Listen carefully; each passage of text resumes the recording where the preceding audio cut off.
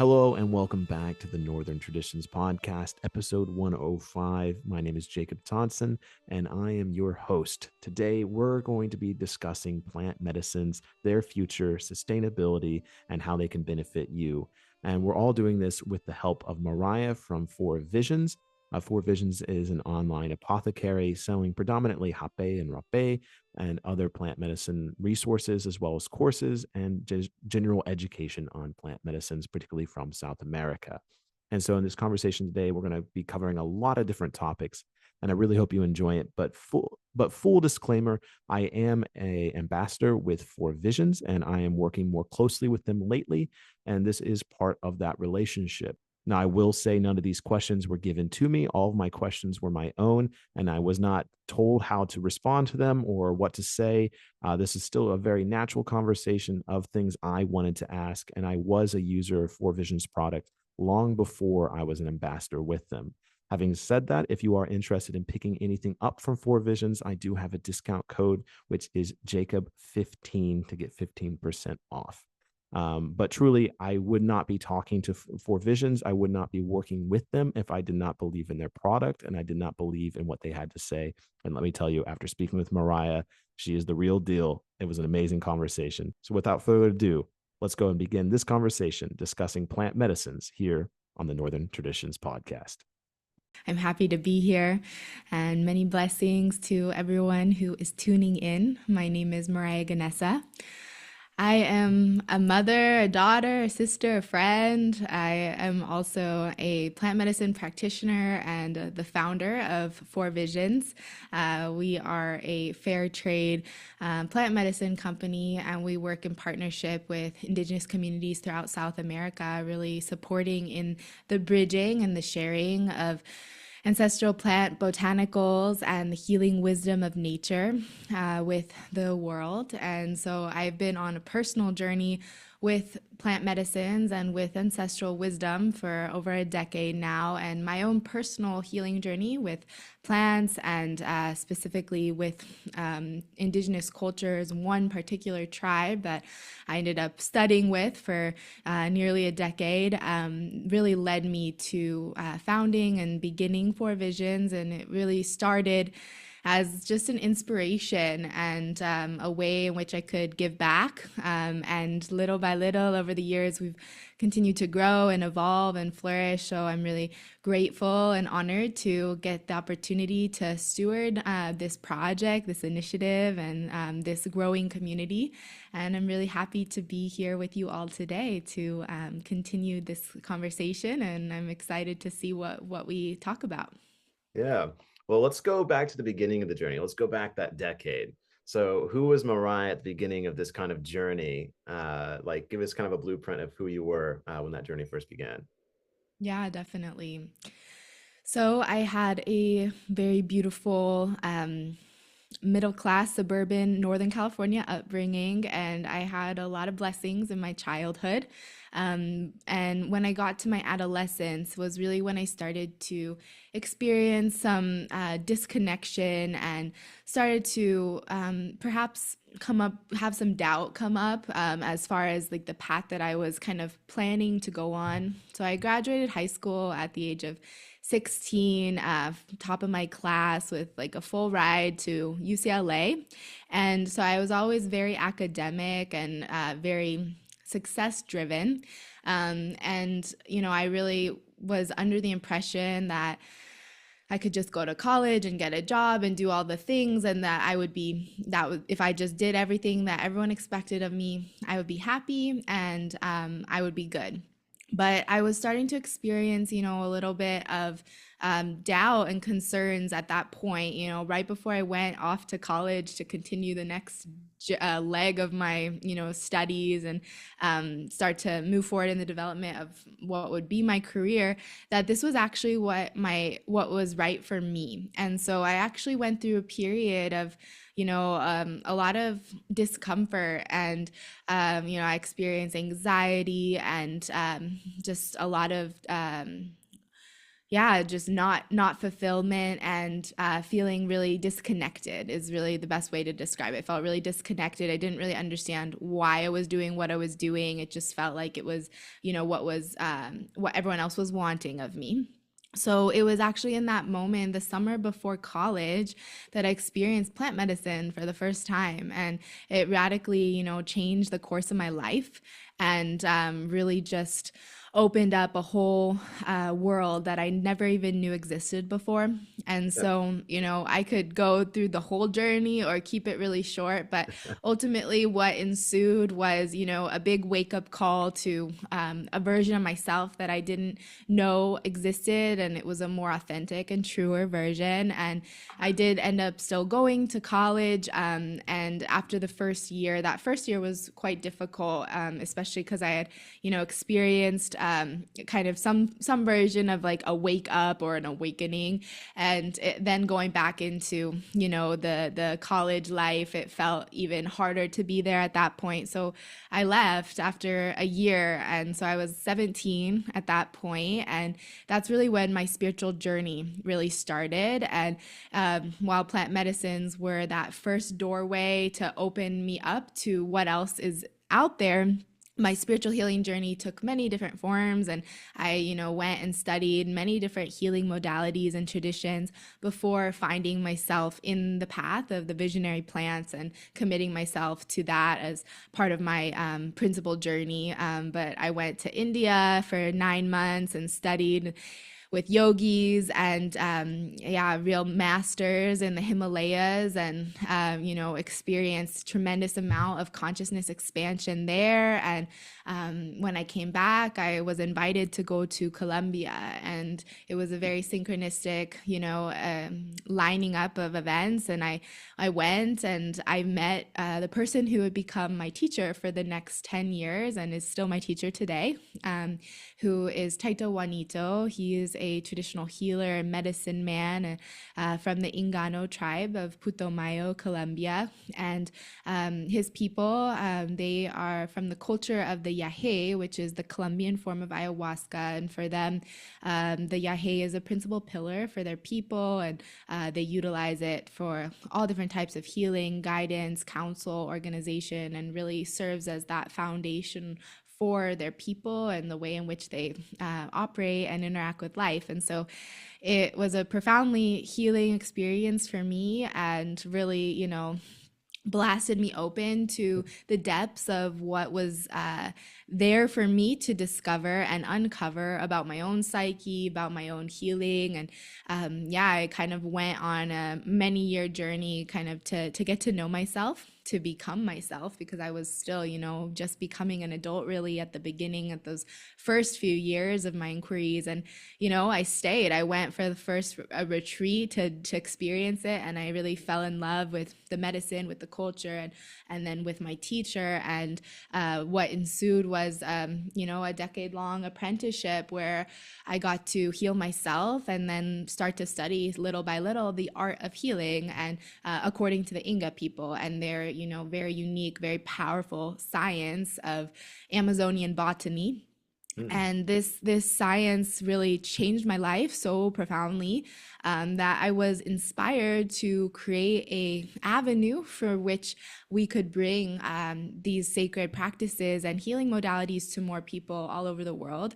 And so that's really kind of how the inspiration for Four Visions was born. And it was also born out of my desire to give back to this particular family of Taita Juanitos, who's really just took me in. They really, invited me in to be part of their family, and they were so incredibly generous with me, and so incredibly loving, and just so giving to me and so many other people, that I really wanted to find a way where I could support them and give back to them. And so Four Visions really like started just kind of as like a a project. I just really very low key at the beginning of just purchasing some of their tools and art and bringing it back, thinking I could just gift it to people. And I didn't really have an idea of creating a business at that point. And it was with that initial kind of response that I got a lot of people being interested and curious. And that's when I realized, wow, there actually might be something here, and there actually might be ability to create a much larger impact. So that's kind of a little bit about my personal journey with it. And then over the years, we started, expanding and developing our relationships with other indigenous communities throughout South America. And today, we're working with medicine makers and wisdom keepers in Brazil, Peru, Guatemala, Mexico, Colombia. And so we've really expanded and continue to cultivate this energy of mutual benefit cultural sharing. Yeah, yeah, beautiful. Yeah, thank you so much for sharing all of that. That's great. And it's great personally for me to hear those things as well. And yeah, I didn't even tell you when we first started, but the place I'm at in England is Glastonbury. Which, do you know anything about Mm. Glastonbury? Hmm. Yeah, very interesting place. And so I always end up in very interesting conversations. And something that's been coming up a lot here lately, and this is totally just off the cuff, I'm just interested in your thoughts, is the difference between, like, say, like the Western spiritual healing versus the more traditional paths of like South America and the plant medicine paths. What have you learned, over your years of studying this? Is there any major difference between like our American European understanding of what spiritual healing is versus the more traditional paths of India or South America? Hmm. Well, there's a lot I could say on that. And I think, the first thing that comes to mind is that, the traditional peoples who are stewarding ancestral traditions really have a much greater comprehension of what healing is. And it is very much a process and multifaceted. And I think, in the Western society, we have maybe some misunderstandings of healing. First and foremost, being needing healing or being sick in any way is very much stigmatized still in our culture. So there's still this, element of even like accepting that we need help and that we're not well. That takes a lot of courage, and is not always accepted. I think, just recently, the concept of like mental health and, utilizing therapy, that's becoming more normalized, just in the recent years. But up until very recently, just even the concept that things weren't like fine and dandy, and that, picture from the outside isn't what's really happening inside. That was, even for our parents' generation, definitely our grandparents, like just not part of the culture. So I think that there's that element that we're kind of facing for the first time in our generation, of like the ability to recognize that we may need to do some healing. Then there's the element of the Western psyche that really wants everything to be super clean cut. So we're really, attached to being able to complete a course in whatever amount of time Yeah, that I we have my need to certificate. complete I'm it. healed. That's all I needed. Yeah. Yeah, getting a certificate, or doing X amount of sessions, whether it be therapy, or whether it be any sort of modality that we think is going to save us, and then expecting after we complete that number of experiences that everything's good, right?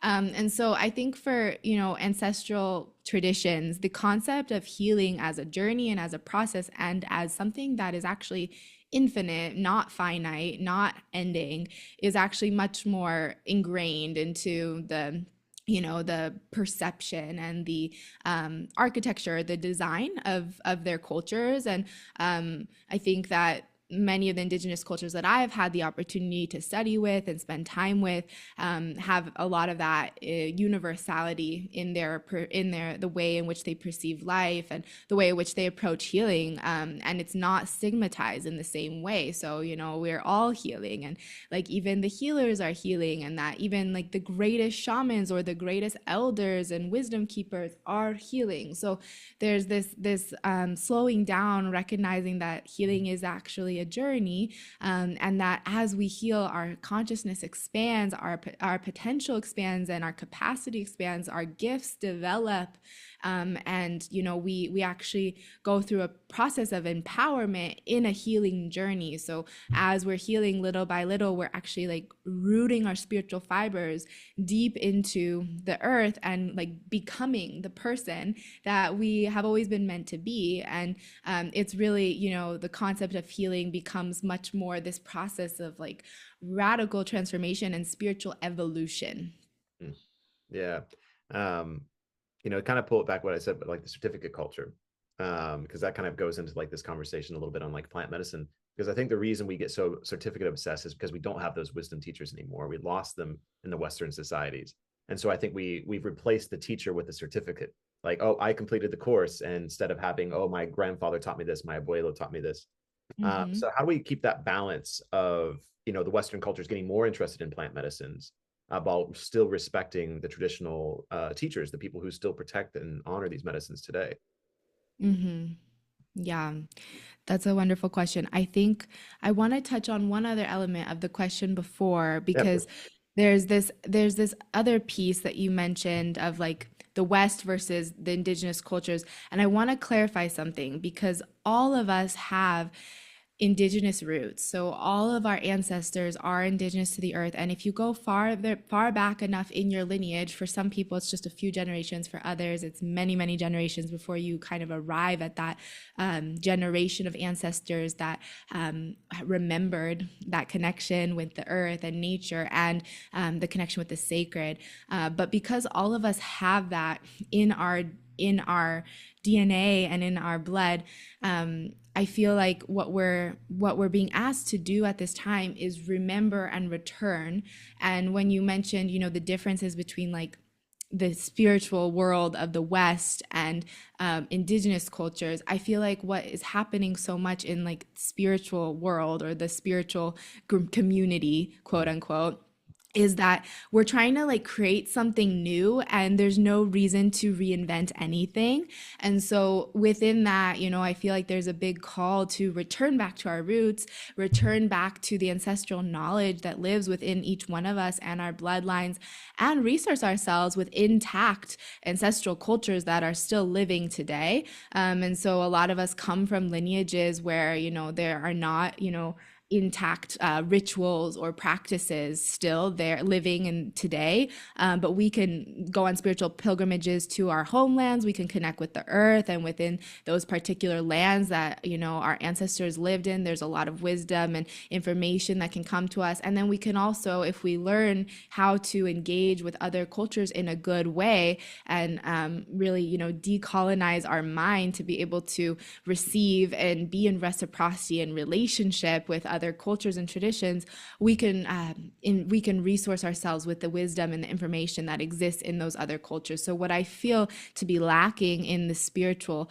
community of the West at this point is depth. Really, it's so surface level. It's so based on the facade. And in that, we're actually we're kind of fooling ourselves. And so there's really a need to deepen and to go under the surface a little bit more and unpack the many, many layers that exist in all of these different realms of quote unquote spirituality, to be able to get to a more authentic place that is also producing more potentialized results, because I think that that's also something that is often missing and lacking in spiritual communities of we call it often like neo shamanism and things like that. So there's often a lack of depth there because it's lacking tradition, it's lacking true initiation, it's lacking the depths and the multifaceted layers that are required to be able to really embody that way of life and perceive life from that lens. So that I just wanted to add that to the question Yeah, yeah. before. No, that's great. I mean, it's so funny because listening to you talk and the way the words you're saying, we've never met before, and you're hitting points that I've heard from my teachers. And Hmm. it's so beautiful to hear that despite us having different teachers, different backgrounds, different pasts, like people are saying the same things nowadays, which Yeah. shows that we're working towards similar goals as a society, as a spiritual community. And I think that movement is there because you and I are going to have different religious views on the world, based on how we see everything. But this essence of what the spirituality is, and this plant medicine, the healing path, these are all things that are starting to have a lot of things in common: the decolonization, the returning to our indigenous roots. Like one of my first native teachers, one of the first things he told me, he's like, we were all indigenous once, and he's like, let me Hmm. help you get back to that. Hmm. And I think, that really started that change in my mind of like, oh, let's figure out what that is. Now I've been Yes. recently accused of being a little bit too to colonize, and a little bit too undomesticated. I'm like, that's the goal. That's uh, beautiful. We have to ask those questions, and we have to be willing to literally remove the cobwebs from our minds and from our eyes to see yeah, clearly because, for multiple generations, our parents didn't see clearly, our grandparents didn't see clearly. It's gone back so far and so deep that it is quite radical. We have to be willing to question everything to be able to, uncover the truth once again, but it is there. So yeah, that's very beautiful. yeah, So your question, the other question you asked was like in regards to the certification and the chasing of yeah. like wisdom and accolades versus like going to a teacher and spending the time like immersing ourselves in the tradition. Was that the question? Yeah, and I'll share a little bit more on that. And I think we can start wrapping this into Four Visions and Hape, because one of the things I encountered when I was first introduced to Hape about a year and a half ago is I was like, whoa, this is amazing. And I wanted to start using it and practicing with it. And this is where I found Four Visions. And then when I met indigenous teachers talking about Hape, they were like, ooh, don't give it to yourself for 20 years. Always receive it from a medicine man or a shaman. And I'm like, whoa, that's a long time, and it made me think. But then, coming to a place like Glastonbury, everyone does Hape here, and Mhm. obviously Four Visions, you sell Hape. So how do we make that, help build that relationship of honoring that plant medicine while still advocating it for its survival and its use today? Yeah, that's beautiful and important question. First, just generally speaking, I think we need to just address this concept of the globalization of plant medicines and what is really happening right now, because these sacred medicines and traditions that have been preserved in the depths of the rainforest for thousands of years in recent, last 15 years, 10 to 15 years, have started coming out of the rainforest and taking very, very long journeys, right? And really, we don't often think about this, like what it means to even have access to these medicines here, whether it be in Europe or the US, but like literally, like trains, boats, ships, canoes, taxis, planes, like everything is involved in the transportation and a journey that these medicines take. So it really is an incredible effort that it takes to even get them to us. And in this way, there is a shift taking place where we're not experiencing these medicines in the same way that they are experienced or were experienced in the past by the tribes deep in the rainforest. And with that, also just even the intention of these medicines traveling so far, there is also a transition or an evolution in the way these medicines are being used. And so I feel like there is finding a balance between preservation of right use and intended use, original intended use, with ethical use. And that's to say that you can be in integrity with a plant, even if it's perhaps not the way that it was worked with thousands of years ago. And we can talk about why, how that is, and what those elements really, are. But then there's another element where we lose both of those things. So we lose the integrity and we lose the original intended use. So, I also have spoken with so many different wisdom keepers about Hape specifically, and also about, the sharing of ancestral botanicals. And especially, within our organization, we have a huge responsibility on our shoulders to be able to not only source and share in a good way, but also educate in a good way. And so, it's a deep inquiry, and different wisdom keepers from different lineages, they have different opinions about it. And that's to be expected, because we're literally like experiencing a renaissance. And this medicine, specifically the Hape, it's such a unique medicine that really is supporting and helping so many people. But in a lot of ways is being utilized in a much different way than it has been for thousands and thousands of years. So, I have some opinions about that, and I'm happy to share them and go into greater depth. But I think, like, first and foremost, this recognition that there is constantly, things are constantly changing, right? Nothing ever stays the same. And when both the cultures and the medicines themselves decided to come out of the rainforest, in that there was an action, and that action is naturally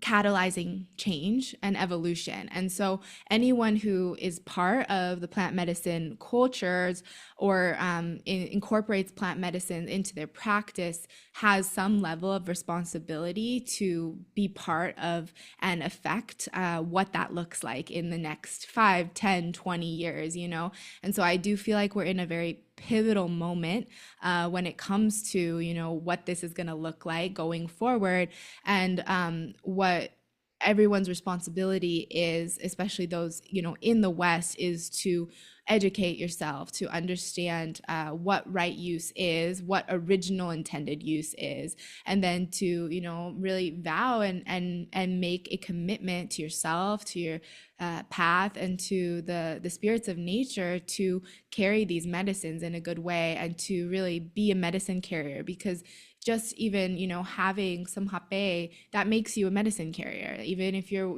any of the plants, if we're working with them from that place of deep prayer and communion, you're carrying them. They are allies of you. So the moment that you choose to be in allyship with the plants of nature, you now have a certain level of responsibility to be in that place of right relationship and to be in integrity. Yeah, yeah, for sure. And like my journey with it as well is, I meet indigenous teachers that use Hape, and sometimes there's no ceremony, sometimes there's a lot of ceremony, and sometimes they're just like puff, puff, go, go, kind of all over the place. But what I find is that I feel a lot better about using it, as you say, this medicine carrier. I feel a lot better when I use it. And I always do the ceremony, like, and I Mhm. actually, call to the directions. I actually set the intention. I light the candle. I use the mugwort or whatever, like actually pulling more into it. And that's to me how I've always maintained that balance of understanding this is not necessarily my medicine, but I've been given the right to use it or the ability to use it, and that's a blessing. Mhm. Because it's not, I'm not coming from the rainforest with it, it's getting shipped to me from across the planet. Yep. Like that's like such a great privilege we get to have, that I get to do Hape here in England. Mhm. Mhm. Yeah, and even in that, description of your ritual that you just shared, that is still so different than how it would be experienced in, a traditional culture, and a traditional culture that, is a hape culture. Mhm. And so just even recognizing that, it's like it's part of, that education Yeah. process. I don't know how many different, hape elders you've had the opportunity to sit with, or talk with. And one of the things that is often very shocking to people is, like, the hape, the amount that most people do of hape is um, minuscule compared to the actual serving size in a traditional hape ceremony. If you go and get initiated or receive hape from Yawanawa, Hunikui, or some of the other tribes, they will often serve like a mound of hape. Maybe not that big, but I don't like have a it's big like enough nose for that. it's so much. Like, I'm talking like maybe a quarter of this jar. Seriously, it's insane. But there's reasons for it, and the application is very, very shamanic and induces a lot of vomiting oftentimes, and Mm. lasts a very long time, and is an extremely profound initiation. And for anyone who's working with hape, or considers hape to be an ally of yours, I highly recommend, if your path opens up to receive hape from an indigenous elder at some point, to take that opportunity, because it will be very, very strong and very, very potent. But it's one of the best ways to really experience and understand the medicine in that original intended use. So one other thing with the traditional use of hape, is they will serve those insane amounts of hape, and it will be, sometimes 2, 3 servings in a ceremony, but then that's it. And they're not utilizing hape daily. It's not part of like a daily meditation practice. It's really, a shamanic spiritual cleansing agent. And, sometimes it'll be utilized like once a month, once every few months. And so that is a completely different way that most people are utilizing hape Mhm. today. Yeah. And that's something, I think can really speak to that evolutionary part of the hape and the practices of the hape. And that's why a lot of people, really condone the regular use of hape, because they say like, no, no, no, like the indigenous tribes don't utilize it like this, so like we can't either.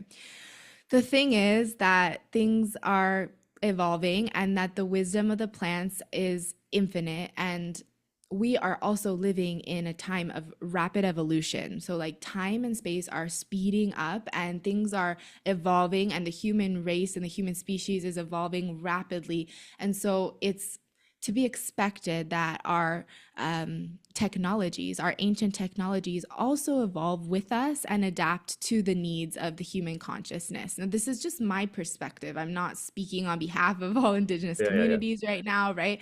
But I am speaking aligned with how my teacher has taught me, So this is, my teacher, Taito Juanito, he is not from a Hape culture, but he is obviously, very well versed in Hape and has, been studying it for many, many years. And his opinions on the hape, as well as other medicines that are not part of his culture, is really to really come from that place of good intention in the heart and reverence and prayer. And when we do this, everything is okay.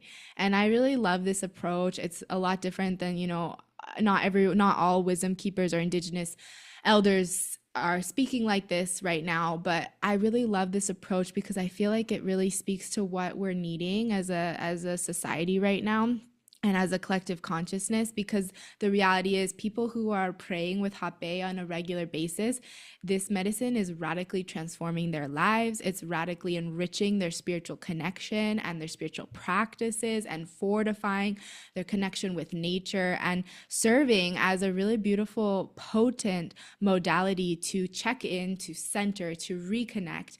And, we're not living in the Amazon rainforest right now anymore, right? If we were living deeply immersed in nature, the vibrations of nature, the sounds of the birds, the running of the water, the circadian rhythm, that naturally would help us to maintain a frequency of connection constantly. But Mm. we are living in the concrete jungle, and we have EMFs and incredible amount of noise pollution and distraction and toxicity and like actual pollution of our airs and waters, and we're constantly being bombarded by frequencies that are not of nature. And so to be able to have access to a tool like this and adapt it to the needs of our consciousness right now, I believe is a really beautiful example of how things change and things adapt and evolve. And as long as there is always that place of intentionality and prayer, which I find to be of utmost importance with the protection and preservation of these ancestral technologies, I believe that the medicines are okay with this change. That's truly what I believe in the Yeah. heart, and then that they're happy to see these medicines helping more people and supporting individuals in this up leveling and expansion of consciousness. Yeah. No, that's perfect. Thank you so much. These are all amazing answers. I'm learning a lot from this conversation as well, so I appreciate it Mhm. very much. But let's, we got really big with that conversation, so let's bring it back into four visions. And so, Mhm. with four visions in particular, how have you like kind of set up everything? What's the journey been like to keep the respect there while also continuing this evolution? Bringing these ancient technologies, as you say, into the modern technologies of selling them on the internet, distributing them around the world. Mhm. Yeah, definitely. There's a lot there. Um, well, the first thing I'll say is that we are kind of traveling in uncharted waters. And Four Visions really started when there were really no companies selling plant medicines before. Now there definitely are more, right? But at the very beginning, there was really no one to kind of look to when it comes to how to do this in a good way.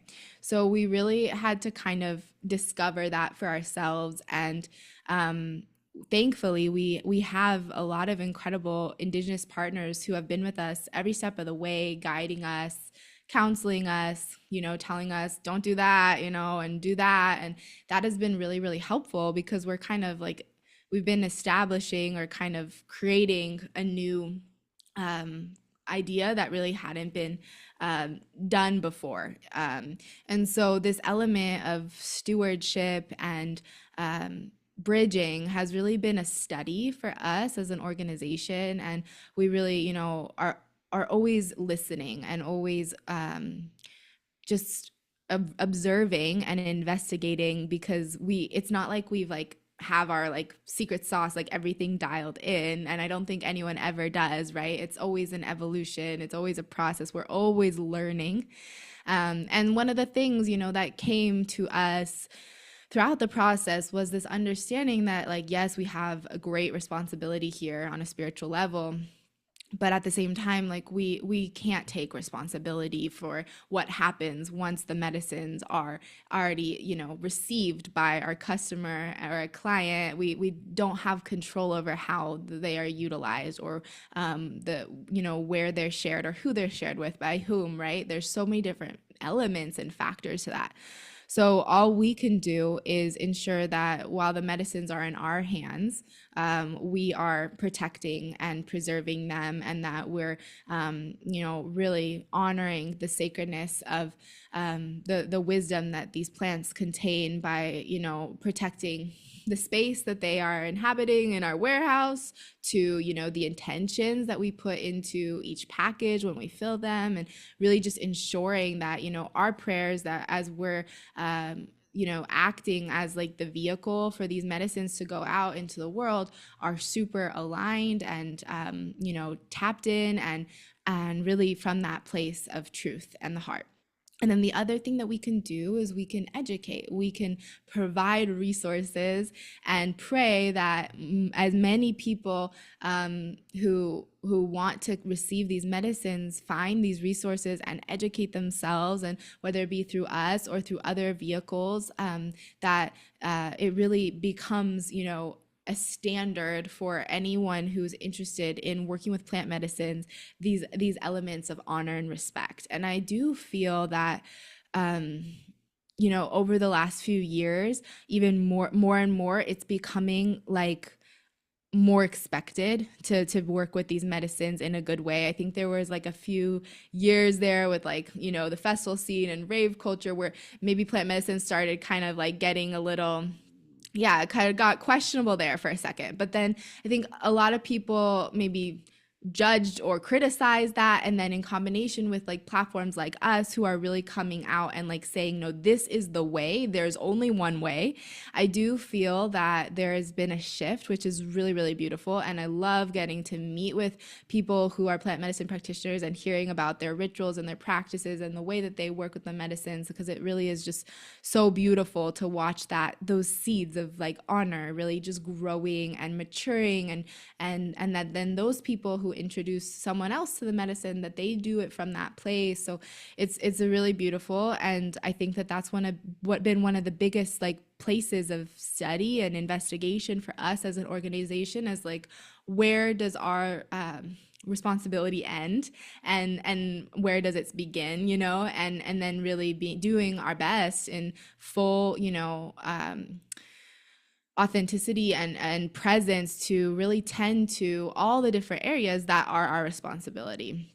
So that's been a big one. And we, as having the ability to ask questions to our partners and be resourced by them and have them guide us, has been super big for sure. And part of the thing with our platform is like, we also want the wisdom keepers and the original lineage carriers to stay at the forefront of this process. And I think that that's something, if you look at like the psychedelic movement and just even some of like the unfoldments of legislation and just what's going on in like the legal landscape of the legalization of psychedelics and entheogens. I think that's something that is like blatantly missing when it comes to psychedelic legislation and even like things like psychedelic assisted therapy, is that the concept of like reverence for the ancestral cultures who have utilized these tools since the beginning of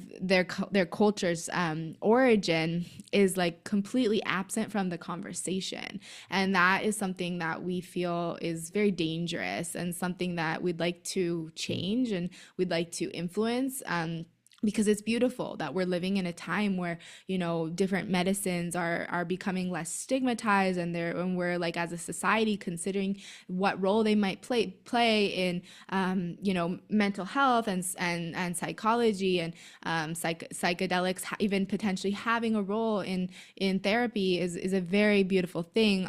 But what we're seeing is that the indigenous perspective is being left out of like legislation, of, you know, bigger conversations of like what it really takes to facilitate. And so these are really big questions, and part of our, you know, role that we see ourselves in kind of pioneering is really helping the wisdom keepers to have a voice. So we really want them to have a voice within our organization, obviously, like when it comes to educational transmissions and you know, anything that they ever want to communicate to our community. Our platform is always open to them, so we often utilize our platform or give our platform to important messages that they have, or important fundraising initiatives that they have, or projects that they have going on, or events or things like that. So we're always sharing and utilizing our platform to amplify their messages. But as we grow in the coming years, we also have a vision of being able to bridge and allow through our platform and the, like, you know, respect or legitimacy that we're, you know, establishing, be able to utilize that as also a bridge to bring these wisdom keepers and these, you know, cultural stewards to the table when it comes to bigger conversations of the unfoldment of psychedelics and visionary plants in our Western society, so that we can heed their wisdom, right? And it's just so silly to even fathom, and it really speaks to the Western psyche to think that we could even do this without them. But really, you know, it's quite silly to even think that we can begin this process without truly listening to them and hearing what their guidance is and understanding like what they think, you know. And so those elements I find to be incredibly important, and I feel like that's one of the, you know, roles that we do have as an organization in this preservation and protection. Yeah, yeah. I mean, and I think we touched on it earlier, and we touched on it beforehand, but just the important role of the elder within, you know, any of this Mm-hmm. conversation. And something you kind of touched on there is, you know, something I've been reflecting on a lot, and it's the fact that, you know, someone like, you know, you and I, you know, understanding the internet, understanding how to transmit information over the internet, it can allow us to reach an audience that is completely absurd to even like 40 years ago ancestors. Yeah. And it's truly incredible. Like, you know, I meet people here or people in my journeys that are so wise, have so much to share, but they can only teach 10, 20 people at a time in their circles, whereas I can, Mm-hmm. you know, this video, boom, thousands of people will see it. Mm-hmm. And that's such an interesting divide where we can get to the transmission as far as like how far it goes, but the depth of knowledge has to come from them. And so yeah, it needs to be the merging of those two worlds. Mm-hmm. Yeah, Yeah, definitely. It's a beautiful thing, you know, and I think it's about harnessing technology for good, right? And yeah. anyone who, you know, is a spiritual content creator or anyone who is like has surrendered to the yeah, the world of technology and social media and has figured out a way to utilize it for good, like those are the people who have, you know, the influence and the ability to really you know, ensure that the right messages are getting out to people. And it's such an incredible thing to witness, you know, just the mycelium network that we do have, you know, and the ability to you know, reach people, like you said, that like our grandparents, our parents couldn't even, you know, fathom or imagine having a way to connect with. Yeah, I mean, our parents and our grandparents were probably like, ooh, that, heavy metal music, that's Satan worship. And now we're talking about blowing tobacco up each other's nose. So we're very far away from, our grandparents' generation at this point. Yeah. Hmm. So Yeah. something I wanted to ask you a lot about my curiosity, because when I started researching into Hape specifically, is realizing how few members some of these tribes have that Hmm. these medicines still today, and how hard it is to find information on these tribes, because a lot of them, well, for various reasons. But what's the sustainability look like with Hape as it becomes more popular and you have so few people that make it? How does that come together? And Four Visions role into playing into that is, yeah, supply and demand, I suppose, of these ancient technologies. It's a really good question. And I think that it's something that we're addressing and is at the forefront of our awareness for all of these medicinal botanical plant species. So not just the hape. Of course, the hape is definitely a good example of that. But even the hape, right, it has many other botanicals in it. And so, what we are really seeing, and I would say my biggest uh,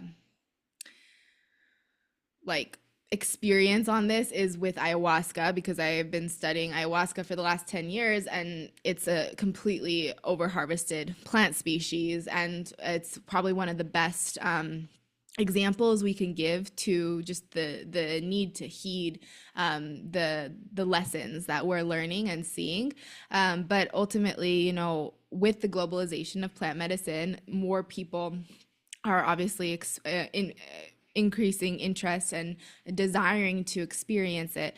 And so with ayahuasca, what we have seen is that there is under cultivation, but also monetization of the crops. So, which means they're being grown not with the same level of prayer and intentionality, but rather, for the desire to grow and sell and make more money.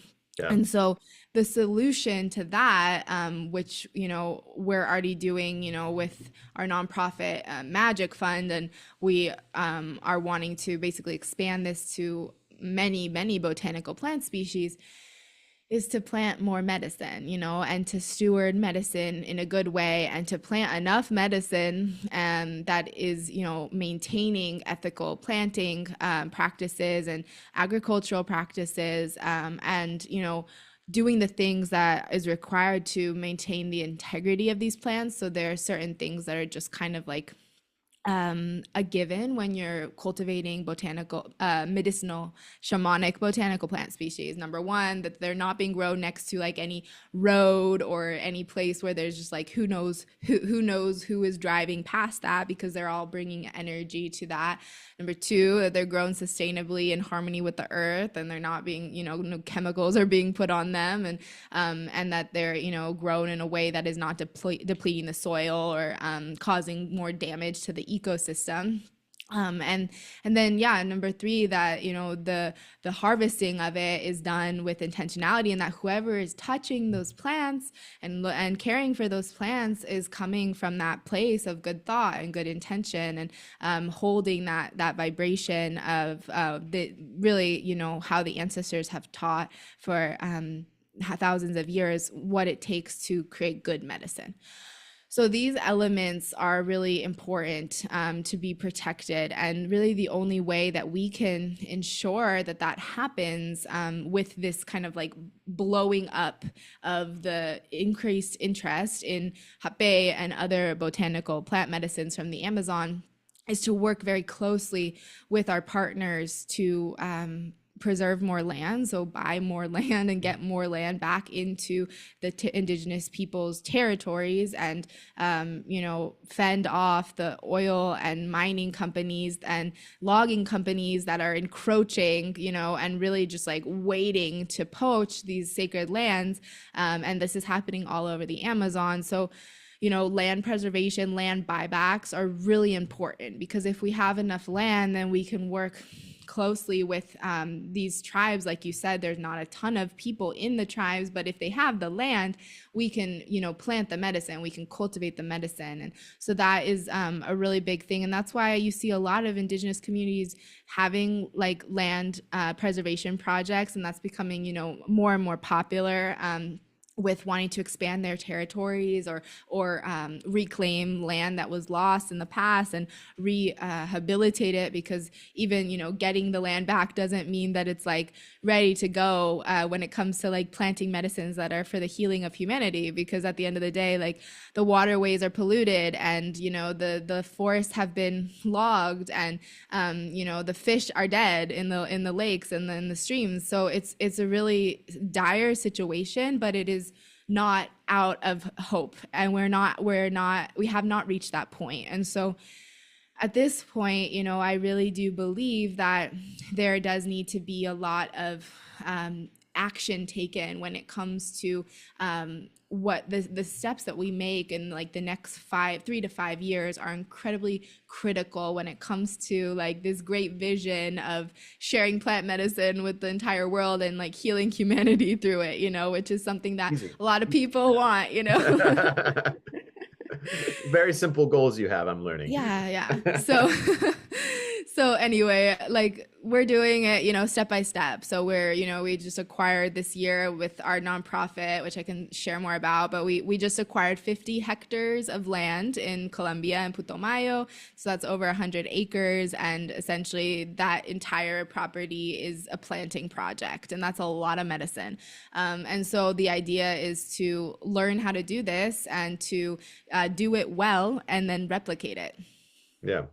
Yeah, I mean, one of the big reasons, obviously finding Four Visions, as it was recommended to me by a friend, is how much you give back, because that we just talked about the overcultivation, the profiting off of these plants, and like we've seen with marijuana in the States, the moment it starts becoming that profit center, it starts to change.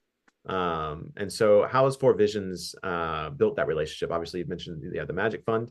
But can you share with the audience who might not know that much about Four Visions how you give back to the tribes that obviously help provide what you sell on Four Visions?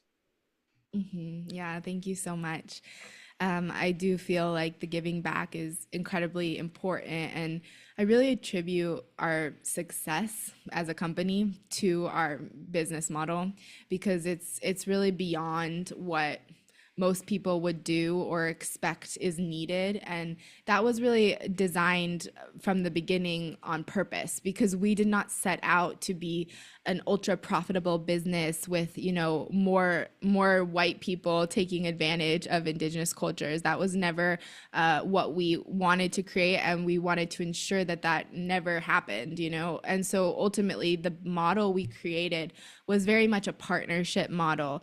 So of course, the beyond fair trade, which is something just important to say, because the reality is when you're sourcing your plant medicines, you can't guarantee that this is the standard, unfortunately. And a lot of people say that it's fair trade, but they're going through 3, 4, 5 middlemen or sometimes more before the medicine is actually getting to you. And so we really ensure that that never be part of our business model by, making it a top priority, that as much funds can go back to the Amazon rainforest and her peoples, while still being sustainable as a company and still making sure that everyone in our ecosystem is well taken care of, which I'll talk about in a moment.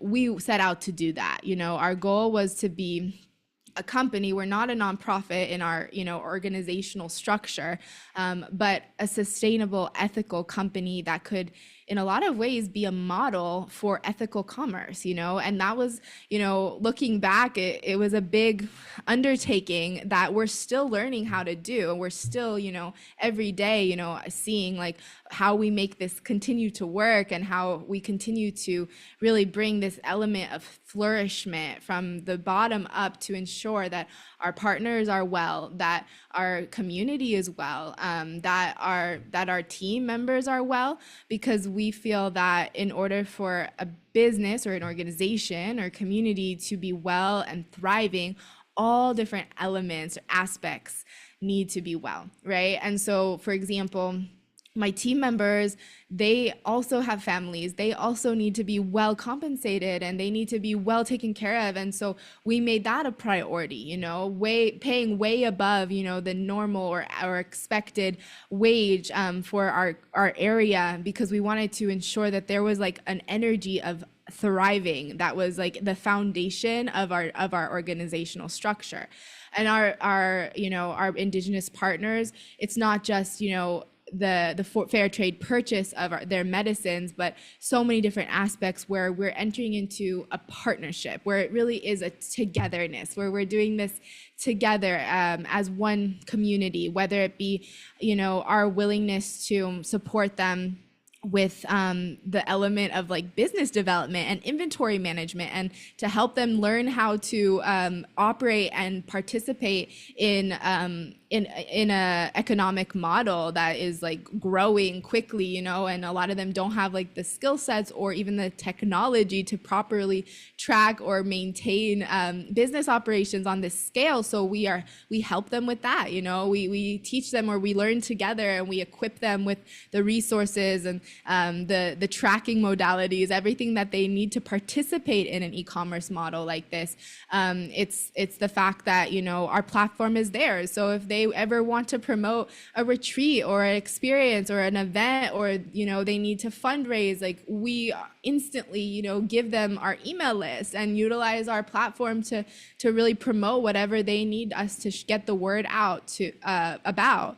And then of course it's like the economic giving back, which is a big backbone of how we operate. So we really are so grateful to be able to have this impact, and we're doing it with all of our customers. So we can't really take the credit, because at the end of the day, like we have an incredibly loyal customer family who continues to come back to us again and again, and their loyalty has really sparked this growth that is allowing us to really grow our impact and to support and fund and sponsor many different important projects and initiatives that are meaningful and that are really affecting change and creating true sustainable change. And so this year, I was just looking back at all the different elements, that all of the different accomplishments that we have done. And we're a small business still, and we're a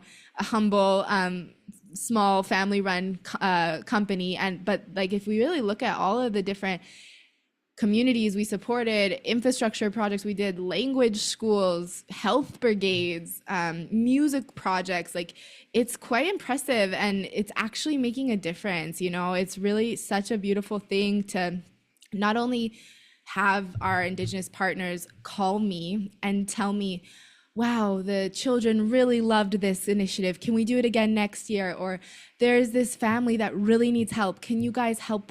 Can you guys help? So it's such an honor to have that level of trust, that they continue to ask things of us, because that is like a really beautiful demonstration that they know we have their backs, that they consider us to be true allies, because that's what we set out to do, allyship and true partnership, So the fact that they will ask that of me and of us is a real testament to that.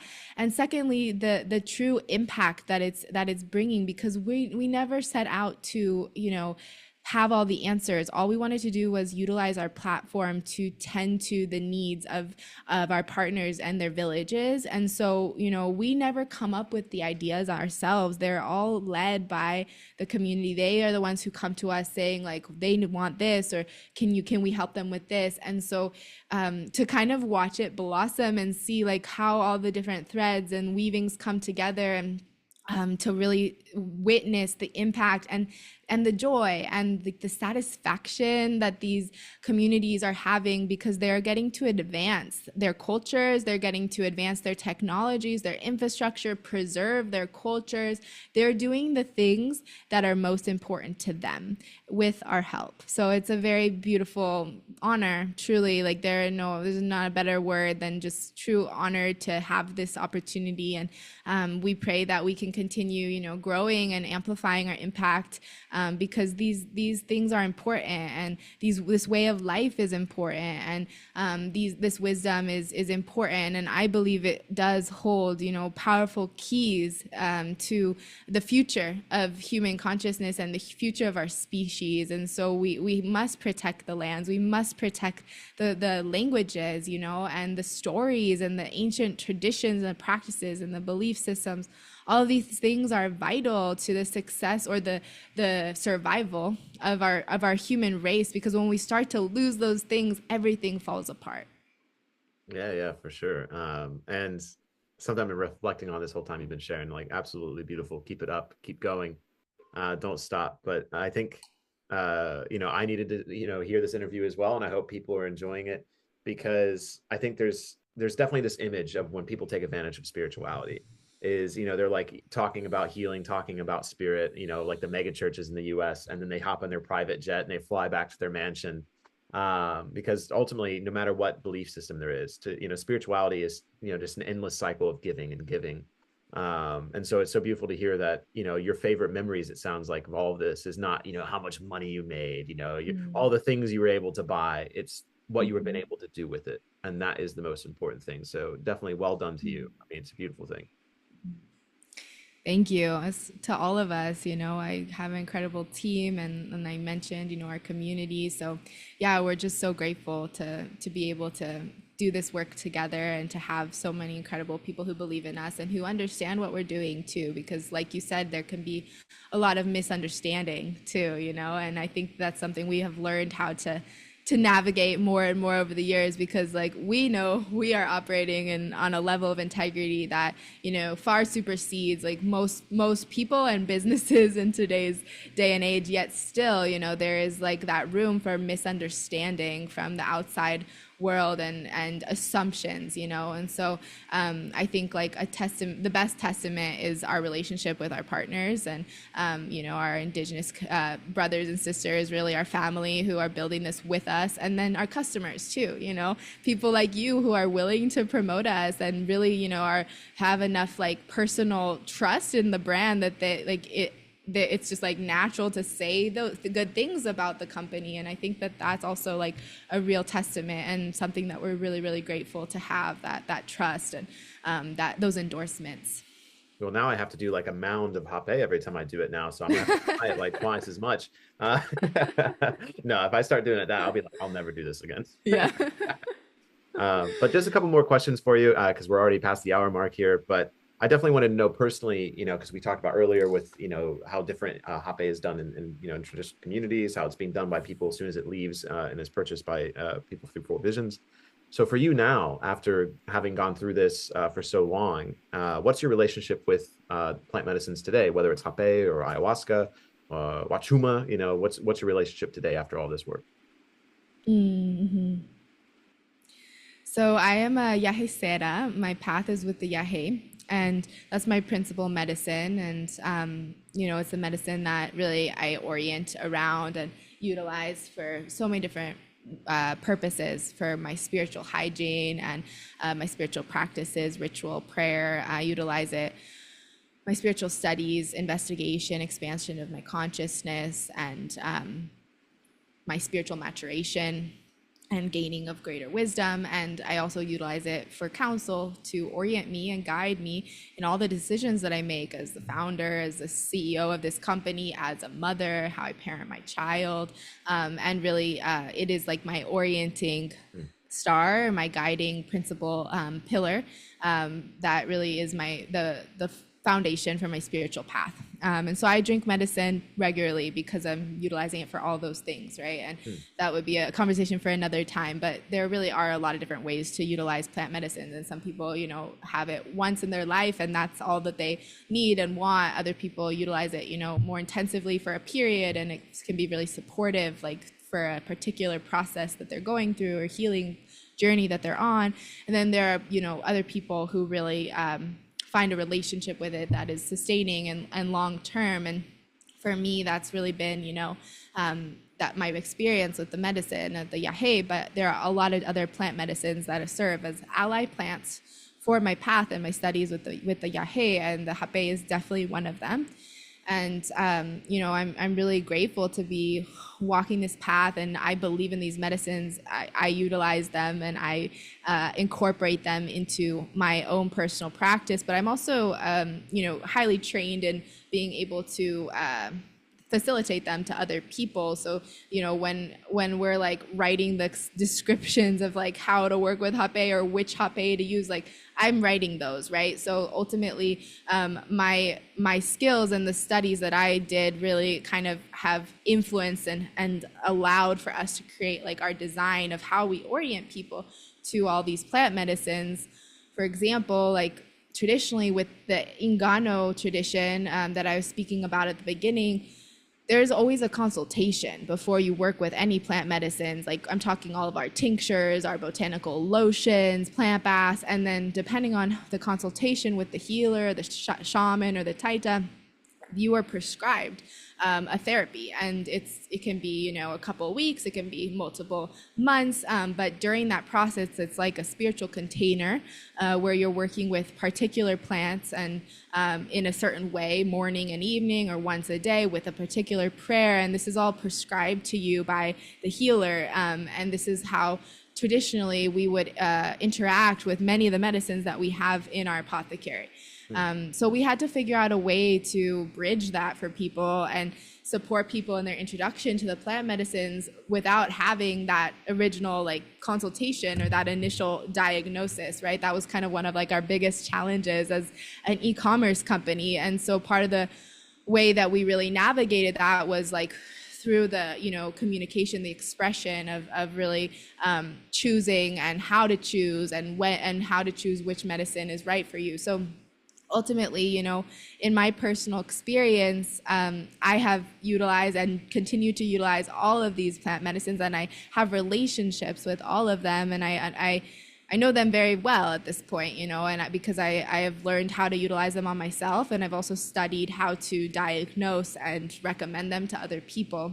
And so for me personally, what I really incorporate when it comes to my relationship with the Hape, when it comes to other medicines, is this process of attunement and inner listening and intuition. And the Hape, my relationship with the Hape is a really beautiful one. And I've been walking with the Hape for many years, and I've gone through many different phases of relationship with the Hape, utilizing it in various ways of intensity or breaks, and one thing I've really learned is like that the tobacco and the Hape is a tremendous teacher and ally of mine for this lifetime at least. And I also like am in a very deep relationship with it as the person who is bringing so much medicine to the West, and you can imagine, how much of my time I'm spending in relationship with the Hape without even like in my personal practice, but simply, when it comes to the sharing of it, so it's a very profound relationship that I have with it. And I always, have a lot of deep prayers and communion and dialogue with the spirit of the tobacco when it comes to decision making and like a lot of processes that we go through as an organization. And that needs to be super lockstep, right? And I need to be in total and complete harmony and integrity with all of these plants, but especially with the tobacco being on the level of, potency and power that it has. And so really, my relationship has evolved and matured and grown into what it is today because of the role I find myself in. It's a little complex, but that's kind of what I would share about it. And maybe that makes sense, maybe not. But it's a beautiful thing. And I work with a lot of, I work with the Hape a lot with diets. So I do a lot of dieting where I'm like in spiritual containers and spiritual studies with the tobacco as a spiritual ally without working with it. So I will go like 3-6 months or longer without working with the Hape daily, but I'm communing with the tobacco in the spiritual realm. And this is something that's very, very profound.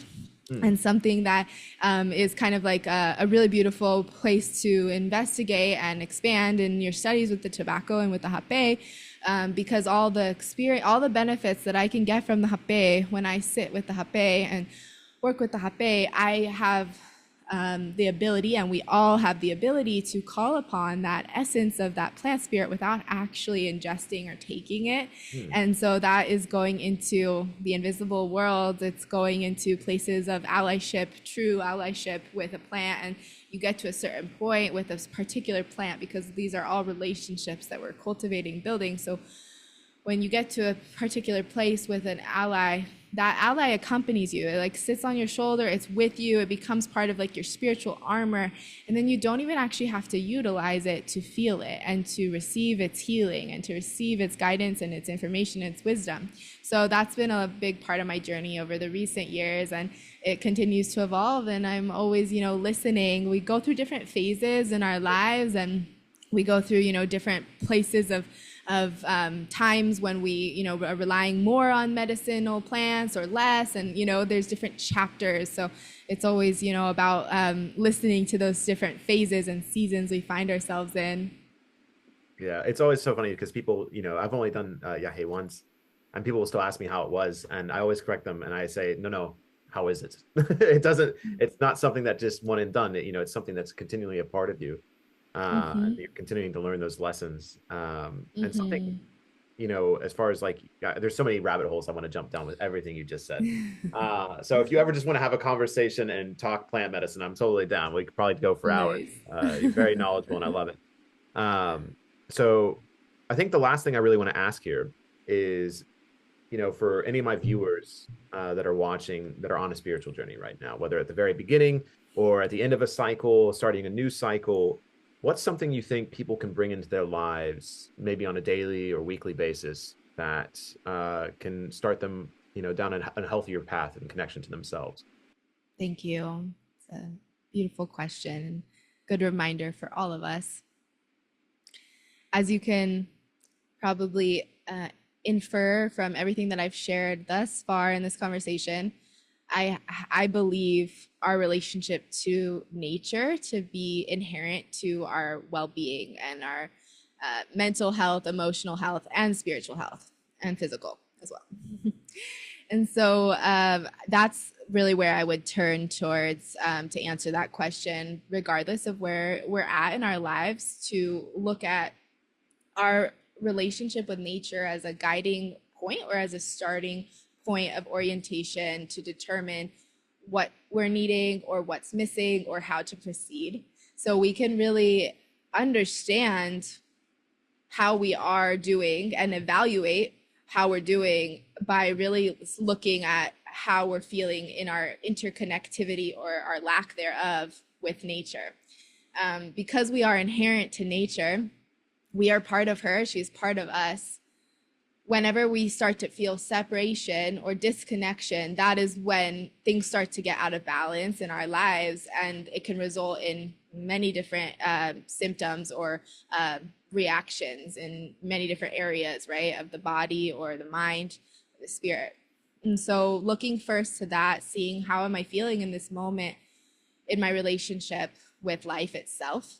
And then from there, inviting us to enter into that reconnection or that nourishment or that fortification with nature as a portal or a doorway into whatever the next step on our journey is. And so, whether we are just starting a journey with plants and we're, unsure like how to approach that, or perhaps we're just starting our spiritual journey, we don't really know how to get started, listening and seeing what's available to you. Maybe it's starting to take, meditative walks in nature where you live and starting to connect with nature like that. Or maybe, we have more of an awareness of plants, and maybe we have a garden. We can start connecting with the herbs in our garden and getting to know the energetic frequencies of each of the simple herbs like basil, like rosemary, like sage that are growing in your backyard, and utilizing those as like portals into the vitality of life and creation.